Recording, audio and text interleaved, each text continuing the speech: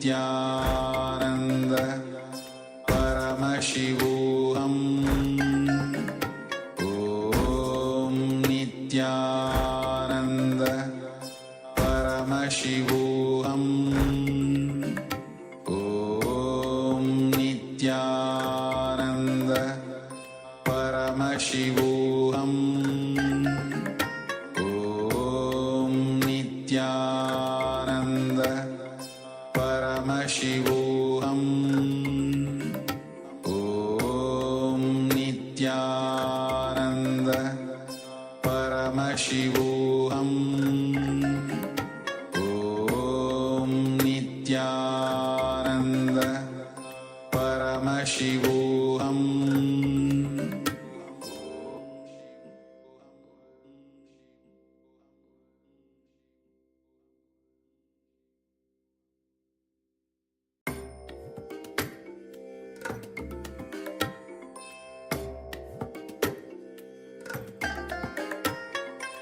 I bless you all. Let you all open all your three eyes and manifest the powers of Mahasadashiva. Om Nithyananda Paramashivoham Om Nithyananda Paramashivoham Om Nithyananda Paramashivoham Om Nithyananda Paramashivoham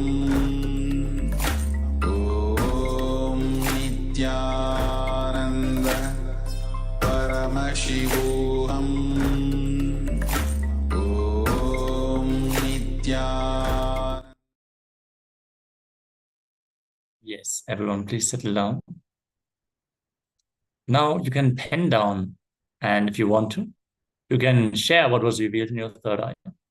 If you have gotten any insights, any breakthroughs about your own health, understanding about your body function, please let us know in the chat. If you are willing to share this, for this is personal information, we understand. Let us now move on to the next session. We're going to go through various progressions of this power, so it's going to get more and more advanced. Understand, we are just now stepping into the power of integrity.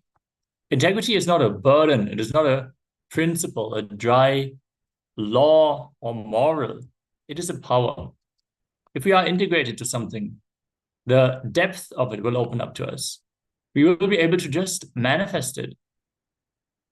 Understand, when we are integrated, our vak opens up and we are able to manifest what we want in our life. Just by the word, just by the declaration. People will follow us just by declaration.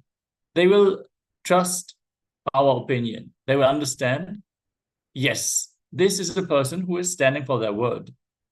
You will always find exactly the word that you need at that moment in time. Understand, the power of integrity is such that simply by aligning your words, you will have such confidence into yourself, being able to manifest anything. So even if you have like a breakdown where you lose a lot of money, you will just know, okay, no problem, I can manifest more. Since you know that your declaration is your life.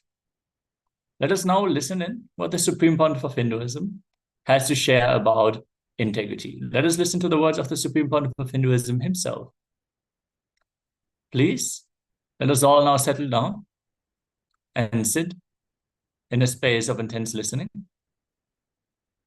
as we're going to listen to Swamiji's words on integrity.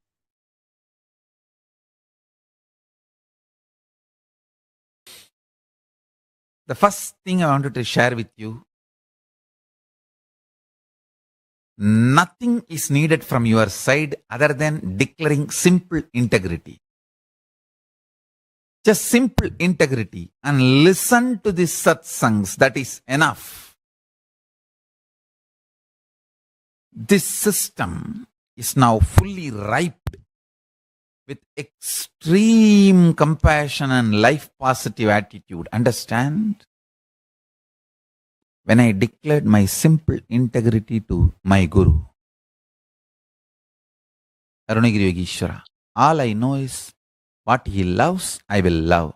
What he hates, I will hate. What he wants, I will want. What he does not want, I will not want. That's it. That's what I call simple integrity. You don't even need to struggle, because I am going to give you the most powerful logic in which Paramashiva functions. Understand? Please, all of you understand this one point. We always think we are too smart. Just by coming to conclusion, we can execute the conclusion. Whenever I try to speak elaborately about vegetarian lifestyle or compassion, people try to intervene and say, Swamiji, what do you want to say? You mean I should be vegetarian, I should drop non-veg, that's all, na? Okay. But whoever talks like that, I've always seen they fail when they start executing. Understand?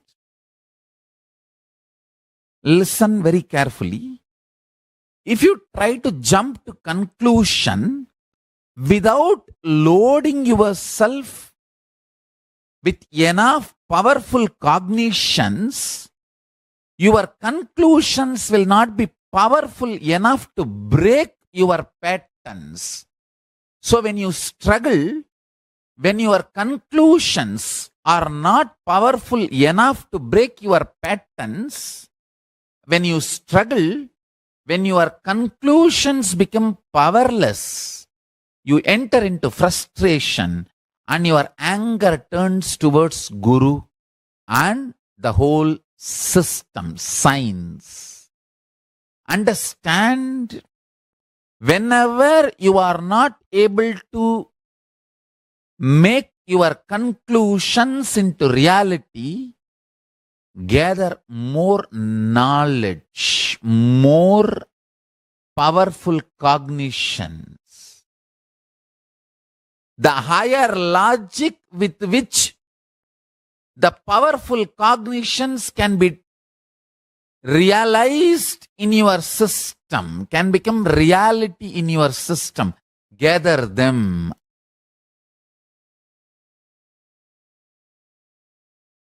Deleting all the wrong ideas you have about life, body, mind, consciousness, time, universe, world, about anything, deleting all of it and updating yourself with the new software is what I call integrity. Listen, integrity is not moral. It is not moral. It is a frequency. Integrity with me means frequency.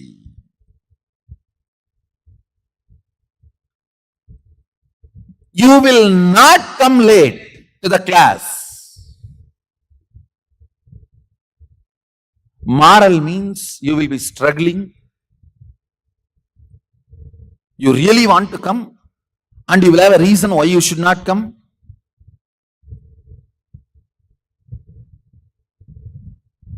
Absolute hypocrisy. The extreme hypocrisy I have seen is, I really want to be there, Swamiji, I don't want to miss Swamiji. Lies and lies and lies. See, lies which you yourself believe is called hypocrisy. Hypocrisy, when you express it to others, it is called lies. Lies which you believe is hypocrisy. Hypocrisy is the worst smell. Listen,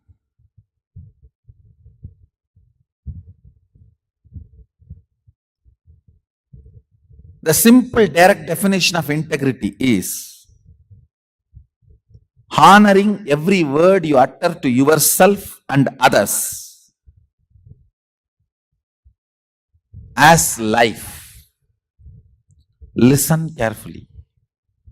Thought currents you are entertaining is talks going on with yourself. Be careful about your thinking because you are listening. Be careful about your thinking, your thought currents, because you are listening. Even if you think, I am not integrated, the next thought current, is it, I will make myself integrated, or is it, nothing can be done, this is the way somehow I push my life.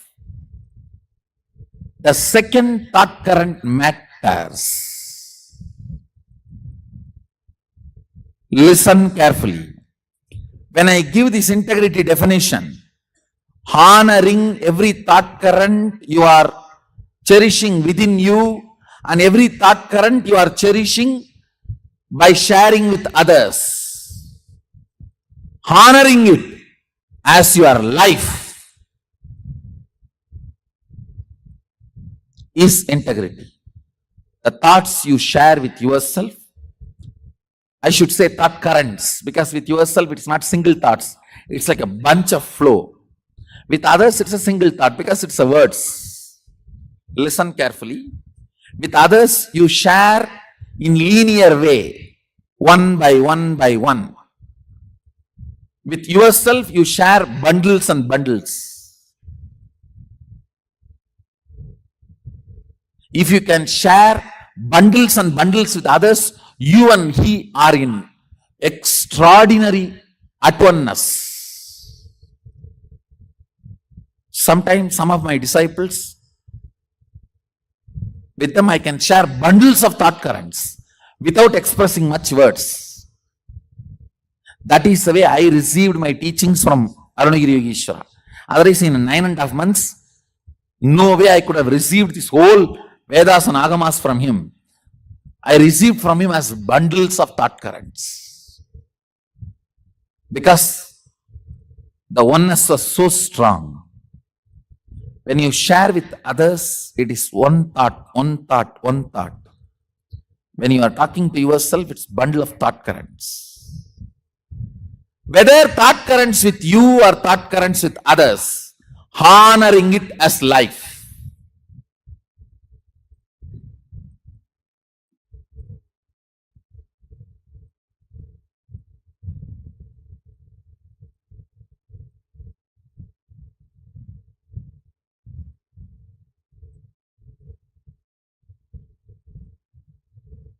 Integrity is a frequency. Just integrity is enough for you to manifest Sadashiva's state, space, powers, everything. Nothing else is required. Just integrity is enough.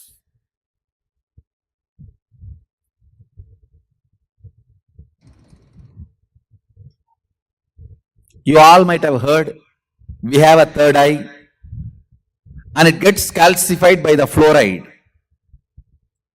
Same way, we have one more intra-organ called vak, not internal organ. Internal organ is the cord box. It's called vocal cord. Intra-organ is the vak. Vak is the software of our vocal cord. Third eye. Physically also there is a third eye. And you need a software to operate the third eye. That software is what I am giving as third eye initiation. That physical software, if it is physical hardware third eye, if it is decalcified, we remove it by Panchakriya and vegetarian food, this lifestyle. Same way there is something called vak. It gets calcified by all the lies you uttered from the time you started your life. Understand, listen carefully.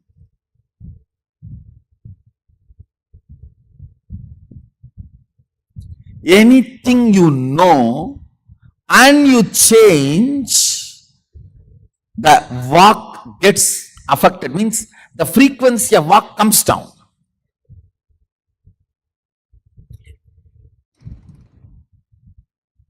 If your walk is raised to high frequency, I can give you one initiation: materialize. You will start materializing, that's all. Why the adolescents, the moment I initiate, start manifesting powers, and why the many of the adults are struggling? It is because the walk is in such frequency, the frequency is not even matching. I am in Jupiter, you are in somewhere Patala, means underworld. Understand, it is a frequency.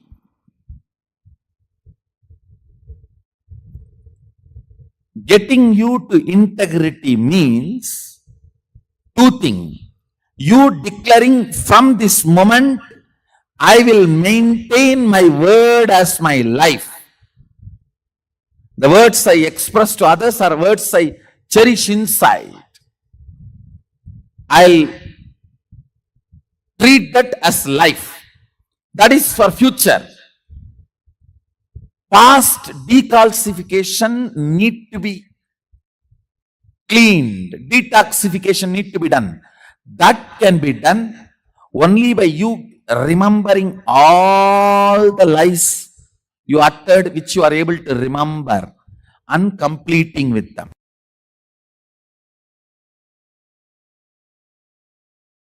Strange conclusions you create in your life without simple integrity is what I call virus inside, which continues to keep you as a slave forever. This is the straightforward, most practical solution. You need to understand almost 99% of your conclusions, the cognitions you carry about you, life, strange stupidity. If I wear the black dress today, the whole day will be bad. How you came to conclusion? If I see somebody in the morning wearing black dress, the whole day will be bad. How you came to the conclusion? Coming to strange conclusions and operating to strengthen those conclusions in your life. Understand what I am talking. I am giving a very superficial examples. I can go deeper. Go deeper. When your body is in good energy, after a cup of coffee, how you think and perceive, how your cognitions are. When you are tired, bored, body is tired, how your cognitions and perceptions are. See, your cognitions, your irritations, your inspiration or boredom is not logical. It is just a cup of coffee. It is just few chemicals and hormones.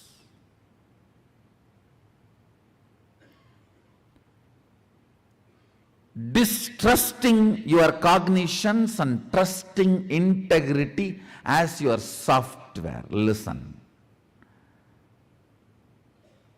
Just disowning all your cognitions, deciding to catch up with the integrity. Integrity means I'm defining.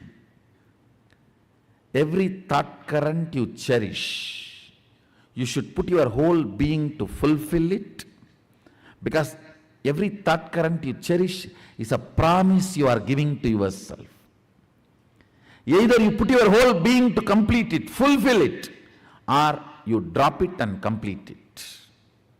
That's all is integrity towards yourself. Listen, I'll repeat once more. Every thought current you cherish is a word you give it to you. So you should work putting your whole energy to make it into reality. If you are sure you can't make it into reality, complete and drop it. Don't entertain, enjoy anymore. Do not date if you are not going to commit.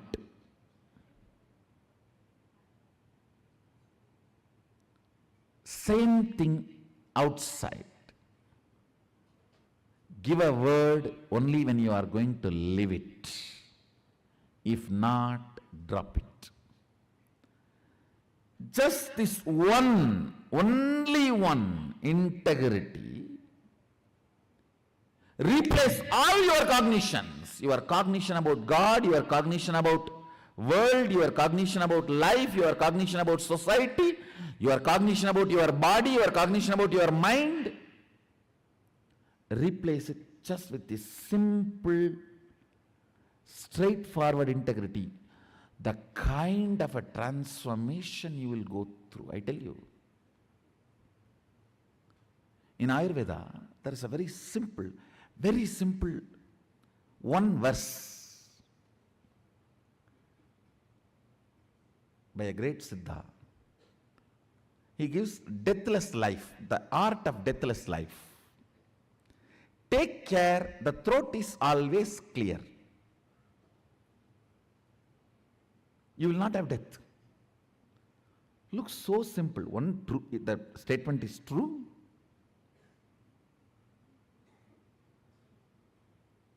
Second,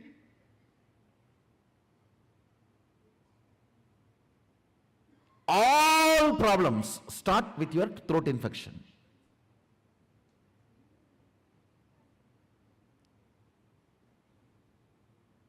If you can take care, the pashana, the medicine is stored in the throat, you will never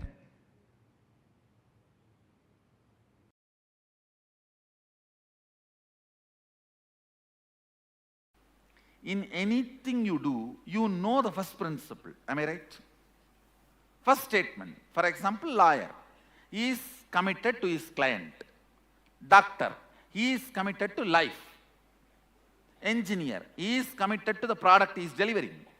The first principle of your existence, being integrated to the first principle of your existence without the fine print footnotes.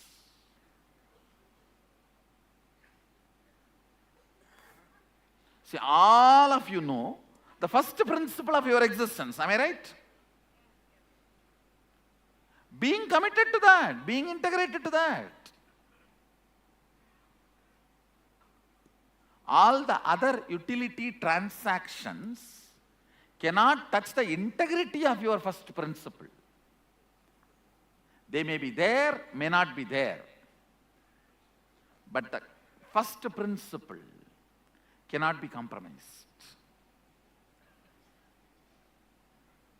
Cannot be compromised.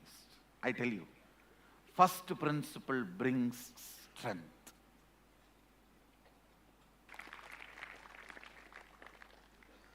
Understand? Integrity to first principle is strength. That is what Sadashiva calls it as Swadharma. He uses the word Swadharma in Agama. Means your first principle is Swadharma. All of you are very clear about your first principle. Am I right? What is your first principle? Means your declaration about you to the world. All of you know your first principle. Being integrated to that, that's all. Swamiji, when you say we know the first principle, it's something that changes from time to time, isn't it? Time to time. Yeah. I should say, the practical application may change time to time, but not the first principle itself. First principle itself does not change time to time. Surely it doesn't change. Like you said, if someone becomes a doctor, then he wants to become an engineer, then Oh, no, what I am saying, that time what I said, multidimensional. That I used. Here what I said is, your main commitment, even if you are doing multidimensional, then your first principle should be, when I am declaring myself as a doctor, I am committed to life. When I am declaring myself as a lawyer, I am committed to client. When I am declaring myself as an engineer, I am committed to the delivery of the product. That's all. So that's the first principle. What I am declaring, that forms my first principle. Your first principle is your Swadharma.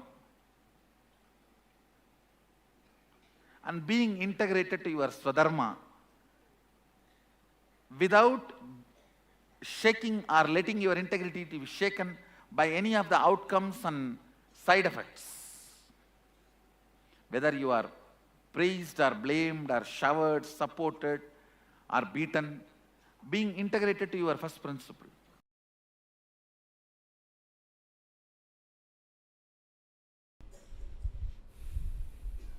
Integrity raises the prana level. Integrity, anything which your cognition cognizes.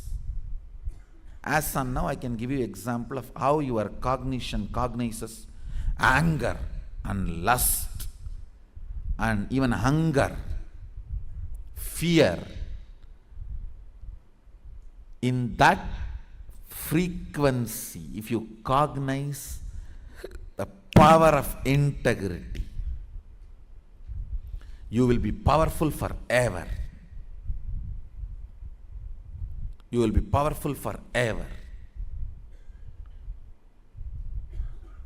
Not just feeling powerful, you will start manifesting powers.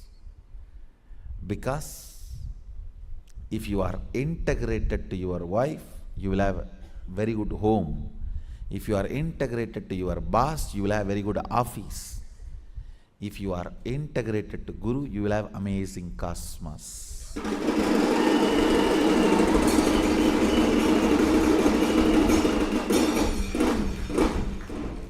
Your integrity is directly integrity to me.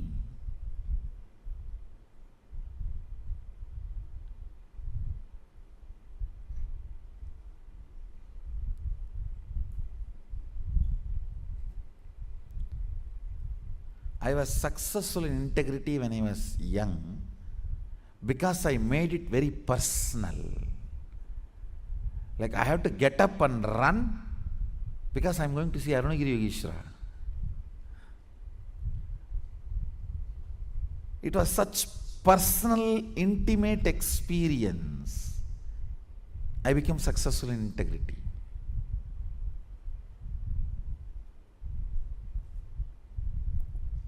Not any other logical practices. Practice may make you perfect, not integrated. Cognitive shift makes you integrated. Decision makes you integrated. That is why when you miss integrity, I am not asking you to practice integrity. I am making you to decide to be integrated from now.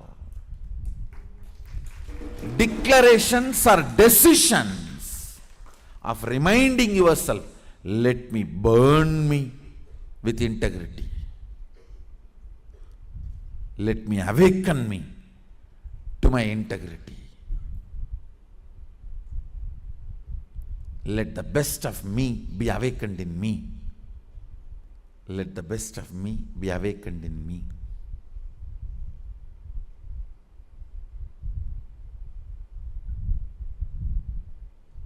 Let's make integrity as a cognition today. See, once it becomes cognition, your chemical change, you see, all your sleep, everything is just chemical change, nothing else. If you keep your tube in your mouth and early morning pour the coffee, you will just wake up. Your sleep is nothing but, your struggle with the whole sleep is nothing but half a cup of coffee.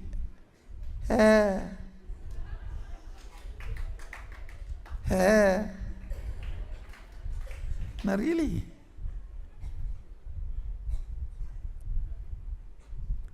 Romanceless relationships are all nothing but masturbation. Understand? That is why in any relationship, romance is more important than the physical component of it.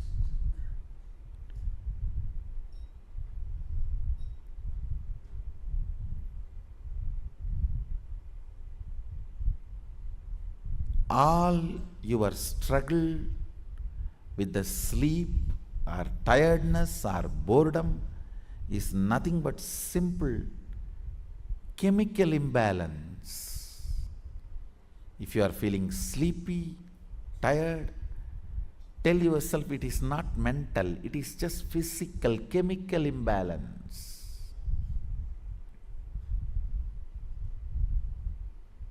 Integrity will clean it up. When you clear chemical imbalance using integrity, you bring tremendous health to your system. Understand? If you don't sleep because you are watching movie or some other entertainment, Facebook or something else, you may fall sick. But if you don't sleep because you are practicing certain integrity or tapas, you will never fall sick. Only your body will become healthy.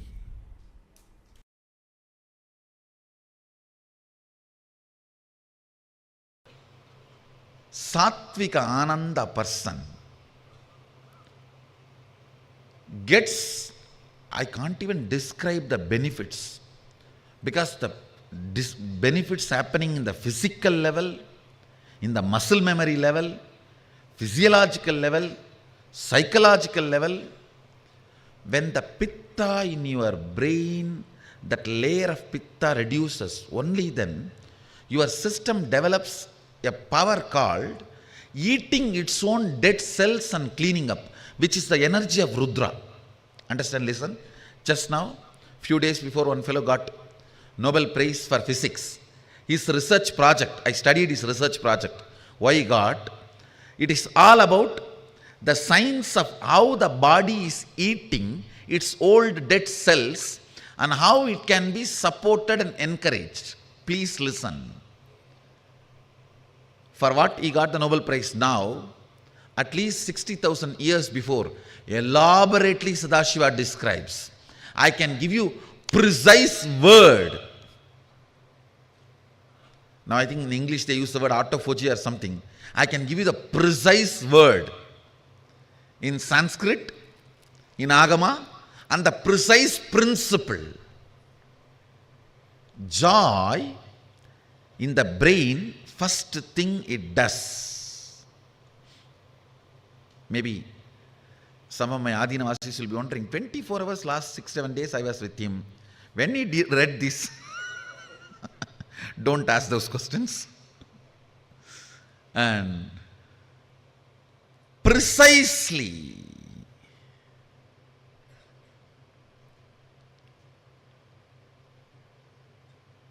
the Sattvika Ananda,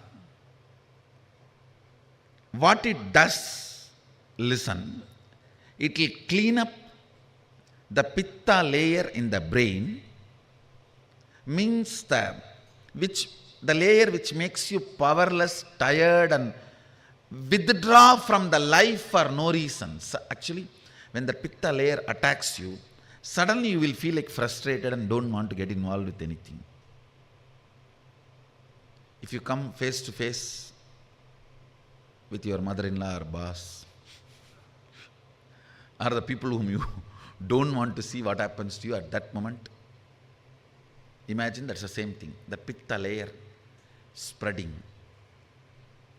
Listen, this sattvic ananda first thing cleans up that subtle layer of pitta, that's one. Second, it awakens the Rudra energy in you, which makes your system eat all the dead cells and dead parts of you and clean up. Just clean up.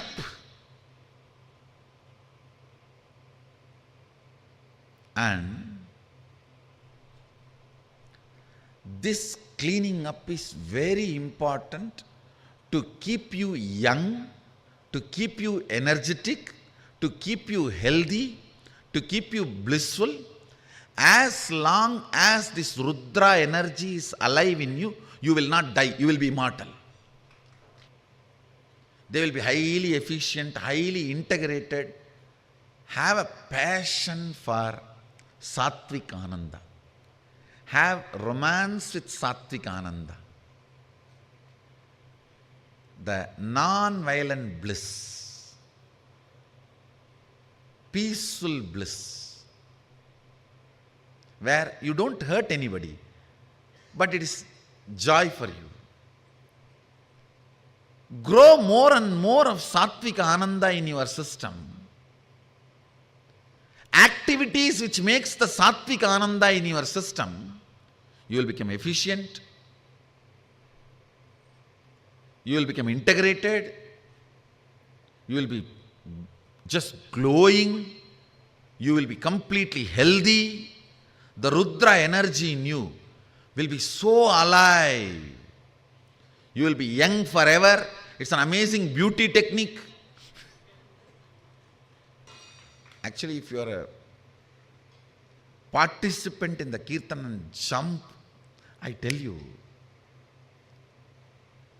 so much of Sattvic Ananda, biomemory will get into your system. It will help you in every process so powerfully. See, especially when you jump and all, the bliss is inhaled by every pore of your body. Every pore of your body, the bliss is inhaled.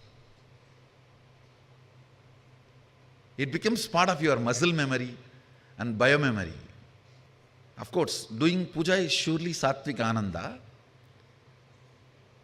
but you don't use the whole body to do puja. But with these kirtans, it's like a whole body is used.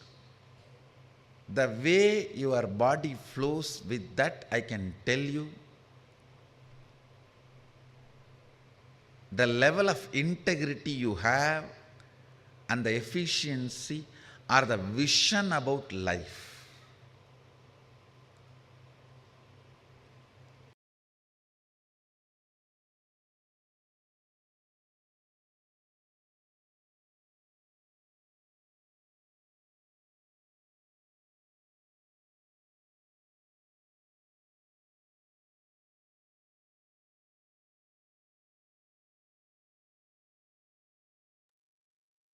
Yes, with this powerful revelation, let us now move on to the internalization exercise for this session.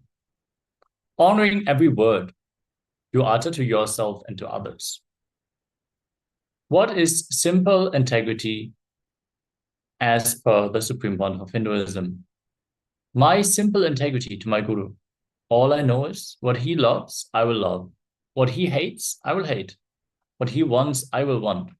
What he does not want, I will not want. That's it. That's what I call simple integrity. Let's get back to integrity. Deleting all the wrong ideas you have about life, body, mind, consciousness, time, universe, world, about anything. Deleting all of it and updating yourself with the new software is integrity. Let us now get back into integrity. Getting you to integrity means two things. You declaring from this moment, I will maintain my word as my life. The words I express to others or words I cherish inside, I'll treat that as life. That is for future. Past decalcification need to be cleared. Detoxification need to be done.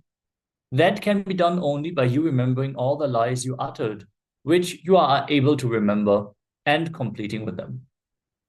Let us now enter into this intense process that will awaken so much of possibility in you, so much of confidence, so much of power as we return to integrity. Now, please pen down all the lies that you have told to yourself and others and complete with them. Go back, trace back the incidents and relive them. We're going to give a few minutes for this. If you have any questions about this process or integrity, please let us know in the chat. We are going to attend to it immediately. Thank you all.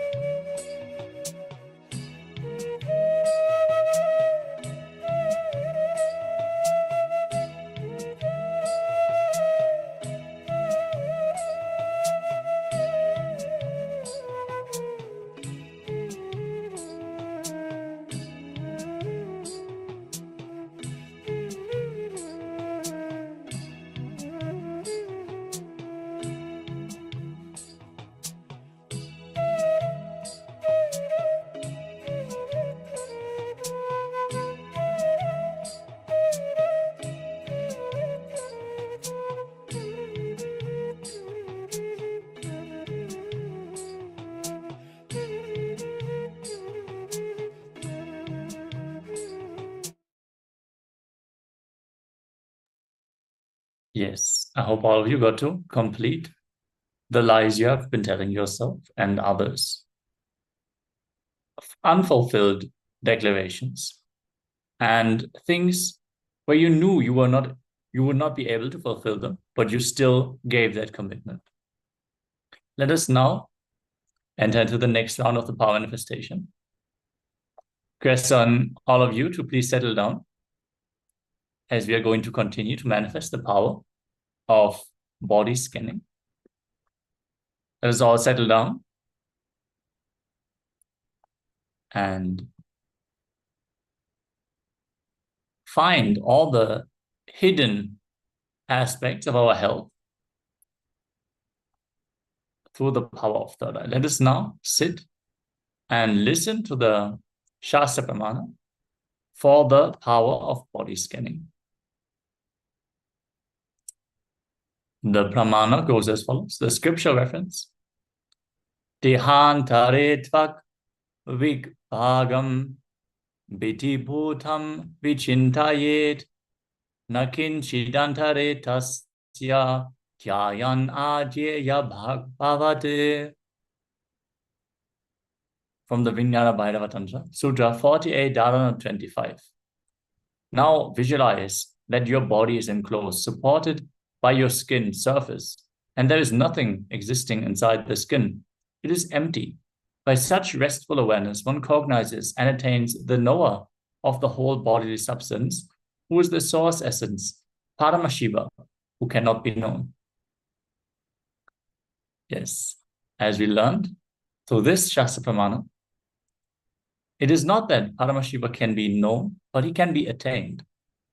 Let us sit and manifest Paramashiva in this power manifestation. Sit in the oneness with Swamiji, the avatar of Paramashiva himself, as we connect to Swamiji in oneness. His qualities get mirrored into our body, and we experience the superconscious breakthrough.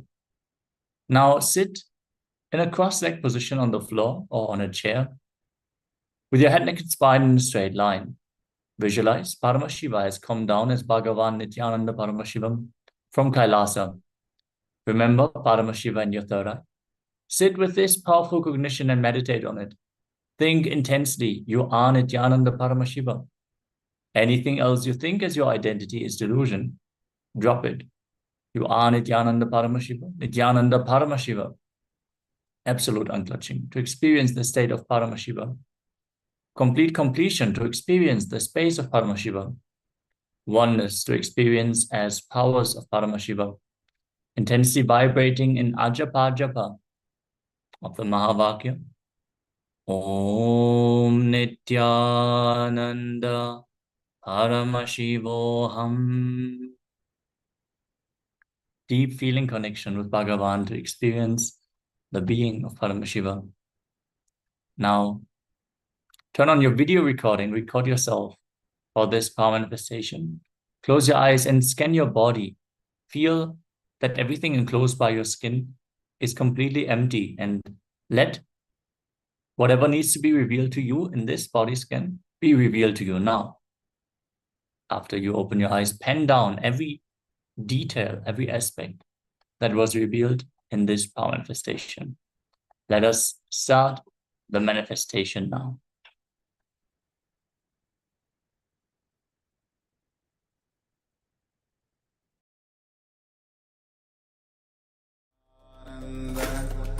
Paramashivoham Om Nithyananda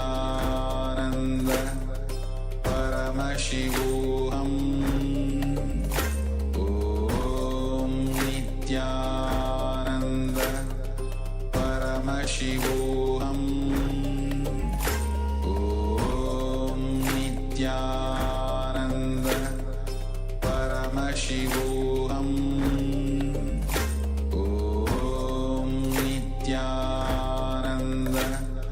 Paramashivoham Om Nithyananda Paramashivoham Om Nithyananda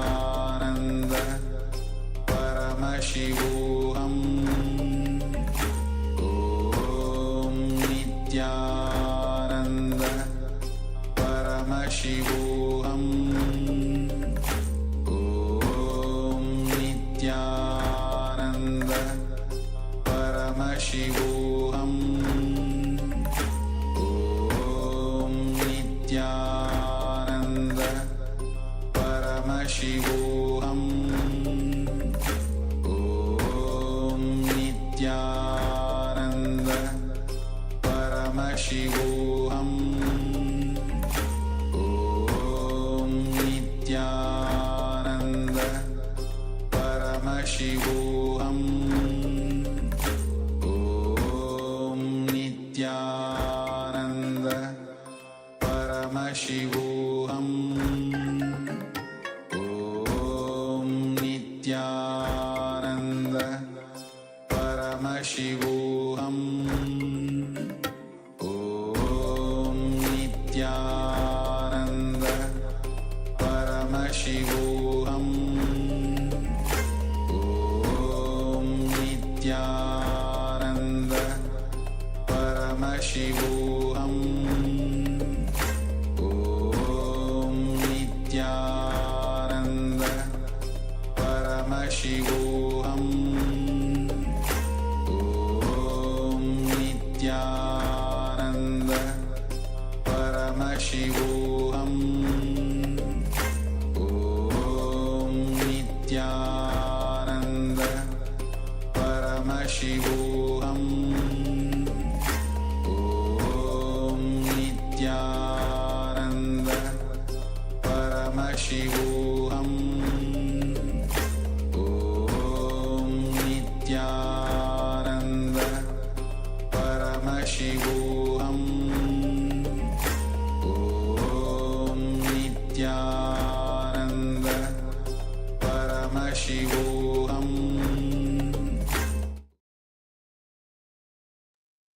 Yes. Slowly settle down. Hand down whatever was revealed in your inner space and share the revelations that you have received in this power manifestation. With this, we are going to conclude this round of the power manifestation. And we're going to move on to the next session about the tattvas, as we're going to enter into the next tattva, which is authenticity. The next acharya is waiting to take over the session. So I want to thank you all for joining and participating in the session. Let us conclude the session with the Purna mantra. Om Purnamadav Purnamidam Purnat Purnamudachyate Purnasya Purnamadaya Purnameva Vashishyate. Om Shanti Shanti Shanti. Hari Om Datsat. Sarvam Bhagavat Shri Nithyananda Paramashiva Bharukarpanamastu. Om Nithyanandam. Thank you all. Nithyanandam. Om Nithyananda Paramashivoham. Om Nithyananda Paramashivoham. Om Nithyananda Paramashivoham. Om Nithyananda Paramashivoham. Om Nithyananda Paramashivoham. Om Nithyananda Paramashivoham. Om Nithyananda Paramashivoham.